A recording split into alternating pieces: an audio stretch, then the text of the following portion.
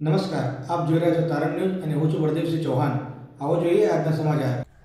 જો તમારા ગામમાં પીવાના પાણીની ટાંકી હોય અને દરરોજ ગામમાં એ ટાંકીનું પાણી આવતું હોય અને એ પાણીનો ઉપયોગ તમે પીવામાં કરતા હોય, ત્યારે તમને ખબર પડે કે ગામની પીવાના પાણીની ટાંકીમાં વાંદરો મરી ગયો છે તો કેવું થાય? આવું જ કંઈક થયું છે. સતલાસણા તાલુકાના ખોડમડી ગામમાં પાણીની ટાંકીમાં વાંદરો પડી જવાથી તેનું મૃત્યુ થયું છે, જેના કારણે ટાંકીનું પાણી પ્રદૂષિત થયું છે. આ ઘટનાને પગલે ગામમાં બીમારી ફેલાવાનો ભય ઊભો થયો છે અને ગ્રામજનોએ તાત્કાલિક કાર્યવાહીની માંગ કરી છે. હાલ આ પ્રદૂષિત પાણી ગામમાં લોકોના ઘર સુધી પહોંચી રહ્યું છે. ઘણા ગ્રામજનોએ આ પાણીનો ઉપયોગ પીવા અને ઘરેલું કામ માટે કર્યો છે, જેના કારણે તેમના સ્વાસ્થ્ય પર ગંભીર અસર થવાની આશંકા છે.